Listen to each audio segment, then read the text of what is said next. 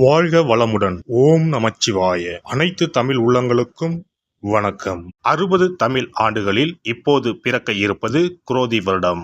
இது 60 ஆண்டுகளில் 38வது வருடம். தற்போது இந்த தமிழ் புத்தாண்டு பிறக்கும் சமயத்தில் மேசத்தில் சூரியன் குரு, கன்னியில் கேது, கும்பத்தில் செவ்வாய் சனி, மீனத்தில் புதன் சுக்கிரன் ராகு என்ற கிரக அமைப்பு காணப்படுகிறது.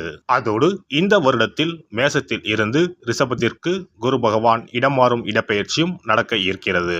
ஆண்டின் துவக்கத்தில் மேசராசியில் சஞ்சரிக்கும் குரு பகவான் மே 1, 2024 முதல் ரிஷபராசிக்கு சென்று கன்னி, விருச்சகம், மகரம் ஆகிய ராசிகளை பார்வையிடுகிறார். வருட கிரகங்களில் அதிக வருடம் ஒரு ராசியில் பயணம் செய்யும் கிரகமான சனி பகவான் 29/3/2025 வரை கும்பராசியில் ஆட்சி பலம் பெறுகிறார். மேசம், சிம்மம், விருச்சகத்தை பார்க்கிறார். அதன் பிறகு மீனராசிக்கு செல்லும் சனி பகவான் ரிஷபம், கன்னி, தனுசு ராசியை பார்வையிடுகிறார். வருடம் முழுவதும் மீனராசியில் ராகுவும் கன்னி ராசியில் கேதுவும் சஞ்சரிக்கிறார்கள். இந்த குரோதி ஆண்டில் மேன்மையான பலன் பெறும் ராசிகள் மேசம், கடகம், கன்னி, விருச்சகம், மகரம். ஒவ்வொரு தமிழ் புத்தாண்டு வருடம் பிறக்கும் போது சூரிய பகவான் தனது உச்ச வீடான மேசத்தில் சஞ்சரிப்பார். ஆனால் இந்த குரோதி வருட புத்தாண்டை சிறப்பிக்கும் வகையில் குருவும் மேசராசியில் நிற்கிறார். இது போன்ற கிரக அமைப்பு 12 ஆண்டுகளுக்கு ஒருமுறை மட்டுமே உருவாகும்.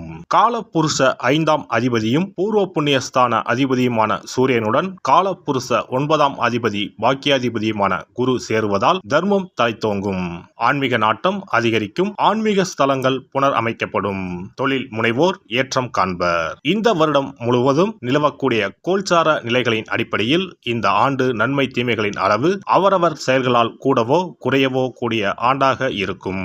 மக்களிடையே உதவும் மனப்பான்மையும் பக்தி மார்க்கத்தில் நாட்டமும் அதிகரிக்கும். இந்த வருடம் முழுவதும் எல்லோருக்கும் நல்லதே நடக்கவும், நாடும் வீடும் செழிக்கவும் விநாயகர், நரசிம்மர், அனுமன், துர்க்கை ஆகியோரில் விருப்ப தெய்வத்தை கும்பிடுவது நற்பலன் தரும். குல தெய்வத்தையும் இஷ்ட தெய்வத்தையும் மறக்காம கும்பிடுங்க. அவரவரால் ஒரே ஒரு செடியையோ மரத்தையோ வளர்க்க முடியுமானால் அவசியம் தவிர்க்காமல் வளருங்கள். எப்போதும் நல்லதே நினையுங்கள், நல்லதே செய்யுங்கள். குரோதி வருடம் முழுவதும் உங்களுக்கு குறைவில்லா நன்மைகள் கிடைக்கும். தனுசு ராசி அன்பர்களே, 6ஆம் வீடான ருண ரோக சத்ருஸ்தானத்தில் கலஸ்திரஸ்தான குருவாக பயணம் செய்ய போகிறார் குரு பகவான். குரோதி ஆண்டில் குருவின் பார்வை உங்கள் ராசிக்கு 2ஆம் வீடு, 10ஆம் வீடு, 12ஆம் வீடுகளின் மீது விழுகிறது. குரு பகவான் குரோதி ஆண்டில் 6ஆம் பாவமான அடிமை தொழில், தாய்மாமன், நோய், கடன் எதிரி ஆகியவற்றை குறிக்கும் பாவகத்தில் பயணம் செய்ய போகிறார். சுப கிரகம் 6இல் வந்தால் அசுப பலன்கள் குறையும் என்பது ஜோதிட விதி. 6இல் குரு ஊரெல்லாம் பகை என்பது பழமொழி. உங்கள் ராசிக்கு பாக்கியாதிபதியும் விரையாதிபதியுமான குரு 6இல் வருவது ஒரு வகையில் நன்மையே. பொன்னவன் குருவின் பொன்னான பார்வை தொழில் ஸ்தானத்தை பார்ப்பதால் தொழிலில் மாற்றம், முன்னேற்றம், அந்நிய தேச பயணங்கள் வரலாம். இதுவரை படித்து வேலையில்லாமல் இருந்தவர்களுக்கு நல்ல வேலை கிடைக்கும். அஷ்டமத்து சனியால் இதுவரை தடைப்பட்ட காரியங்கள் தடை நீங்கி நல்ல விதத்தில் நடக்கும். திறமை அறிவுக்கு ஏற்ற அதிகமான வருமானங்கள் வரும். ஆனால் சுப விரயமும் அதிகரிக்கும். உடல் ஆரோக்கியத்தில் அதிக கவனம் தேவை. 12ஆம் பாவத்தை குரு பார்ப்பதால் பயணங்கள் அதிகரிக்கும். தேவைக்கேற்ற பணம் வந்தாலும் கையில் காசு பணம் தங்காது. சுப விரயமாக மாற்ற வீடு மனை வாங்கும் வாய்ப்பும் வரும். இதுவரை தடைப்பட்ட கிரக பிரவேசம், திருமணம் போன்ற சுபகாரியங்கள் மனமளவென நடைபெறும். வருமானத்தை எல்லாம் நல்ல விஷயத்திற்கு செலவு செய்வீர்கள். ராசிக்கு 2ஆம் இடத்தை ராசிநாதன் குரு பார்ப்பதால் குடும்பத்தில் அமைதி நிலவும். பணம் பல வழிகளில் இருந்தும் வரும். வாக்கு நாணயத்தை காப்பாற்றி விடலாம். உங்கள் ராசிக்கு 2 மற்றும் 3ஆம் அதிபதியான சனி பகவான் 3ஆம் வீட்டில் ஆட்சி பெற்று ஆண்டு முழுவதும் பயணம் செய்வதால் இந்த ஆண்டு நீங்கள் எடுக்கும் புதிய முயற்சிகள் அனைத்தும் வெற்றியடையும். தைரியம், தன்னம்பிக்கை கூடும். 7.5 சனிகாலம் முடிவுக்கு வந்துவிட்டது. சனி பகவான் கும்பராசியில் இருந்து உங்கள் ராசிக்கு விரயஸ்தானம், பஞ்சமஸ்தானம், 9ஆம் இடமான பாக்கியஸ்தானத்தை பார்வையிடுகிறார். சமுதாயத்தில் மதிப்பு மரியாதை அதிகரிக்கும். உங்கள் உழைப்புக்கு லாபம் கிடைக்கும். தொழிலில் படிப்படியாக முன்னேற்றம் கிடைக்கும். ஆண்டின் இறுதியில் சனி பகவான் 4ஆம் வீடான மீனராசிக்கு இடப்பெயர்ச்சியாகி ராகுவுடன் பயணம் செய்கிறார். அர்த்தாஷ்டம சனி ஆரம்பம் ஆவதால் ஆரோக்கியத்தில் அக்கறை காட்டுவது அவசியம். குரோதி ஆண்டு முழுவதும் 4ஆம் வீட்டில் ராகுவும் தொழில் ஸ்தானத்தில் கேதுவும் அமர்ந்து பயணம் செய்வது சிறப்பான அம்சமாகும். வீட்டில் மகிழ்ச்சியும் உற்சாகமும் அதிகரிக்கும். சிலர் புதிய வீடு மாறுவீர்கள். சிலருக்கு வேலையில் மாற்றம் ஏற்படும். புதிய வேலைவாய்ப்புகள் தேடி வரும். பொறுமையோடு இருந்தால் இழப்பை சரி செய்யலாம். இழந்த செல்வாக்கை திரும்ப பெறலாம். பொருளாதார நிலை சீரடையும். அம்மாவின் உடல் ஆரோக்கியத்தில் அக்கறை காட்டுங்கள். திடீர் மருத்துவ செலவுகள் வர வாய்ப்புள்ளது. வெள்ளிக்கிழமை ராகு காலத்தில் துர்க்கைக்கு விளக்கேற்றி வழிபடுங்கள். வருட பிறப்பன்று நாம் செய்யும் செயல்கள் அனைத்தும் அந்த வருடம் முழுவதும் நமது வாழ்க்கையை வளப்படுத்தும் என்பது ஐதீகம். அதனால் இந்த பதிவில் தமிழ் புத்தாண்டாகிய சித்திரை முதல் நாள் என்னென்ன செய்ய வேண்டும், என்ன செய்யக்கூடாது என்பதனை பற்றி தெரிந்து கொள்ளலாம். தமிழ் மாதத்தின் முதல் மாதமான சித்திரையில் தமிழ் புத்தாண்டு தொடங்குகிறது. மா, பலா, வாழை ஆகிய முக்கணிகள், வெற்றிலை, பாக்கு, நகைகள், நெல் முதலான மங்கள பொருட்கள் கொண்ட தட்டை வழிபாட்டறையில் வைத்து அதை புத்தாண்டு அதிகாலையில் காண்பது புனிதமாக கருதப்படுகின்றது.